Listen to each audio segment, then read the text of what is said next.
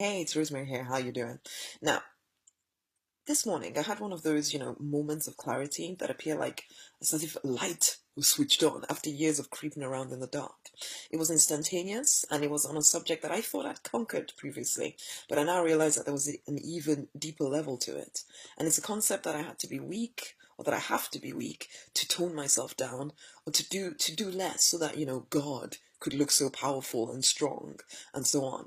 That concept, that something I did would take away from or add to who God or spirit was. Okay. I wrote this sentence in my journal. I am high energy. I'm high vibe. I leave my doubts, my fears in the dust, and I prove myself strong.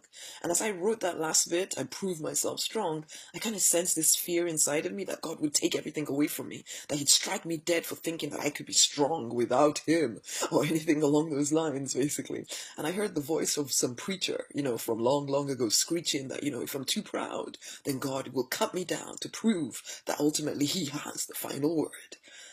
Those old fears kind of reared their ugly head again. They'd been lurking away in my subconscious, pulling my strings, making me play the game of life as a weaker person because I was afraid that if I seemed too strong, God would punish me by taking every single thing away.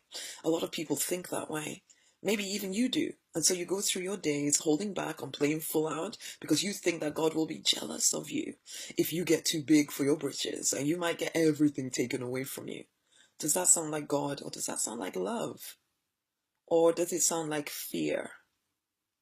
Fear pulling your strings, making you smaller, making you wait for someone to come and rescue you, making you wait for that spiritual magic bullet, giving yourself an out. Okay? Because if you think that God has to come swoop in because that's the only righteous thing to do, if he has to come swoop in, save you, because then you can say it was all by the grace of God, and then you can avoid his wrath, then you know what? You don't have to do anything. You can tell yourself that you're waiting on the Lord, and you can then feel all holy and spiritual when really you're just being weak. Okay? I've got to be blunt with you, honey. God is the great I am that I am.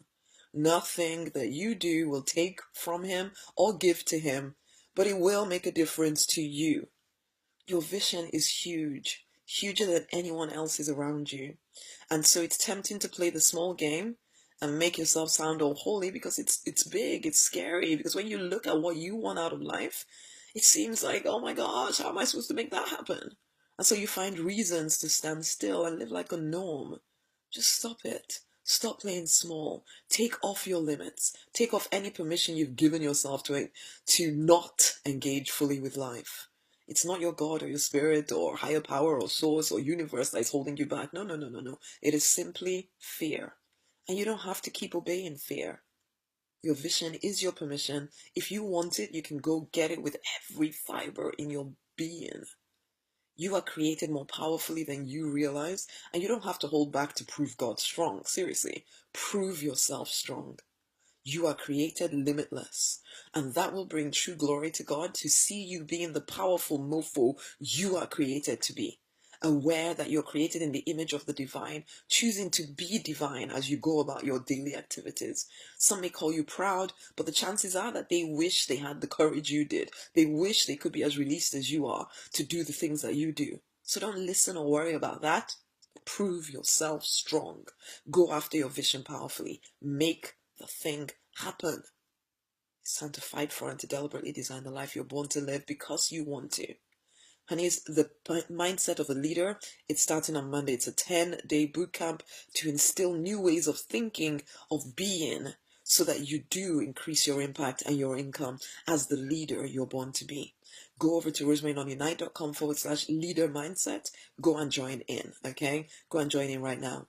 There's also a free 5-day challenge which begins on Saturday called The Free Life. You can do both. Come on now, okay? How to be wealthy, to be free, and on purpose. You'll discover all about family relationships, friendships that are binding you up, sexual limitations, career, business, how to break free of religious rules, and how to deliberately design a life where you wake up every morning pleased to be alive, full of purpose, excitement at all that is unfolding in your life. Join the group. To get access to the free challenge, you need to join the group at facebook.com/groups/RNK Mavericks if you want to take part in it. Doors open on Friday. Much love, my honey.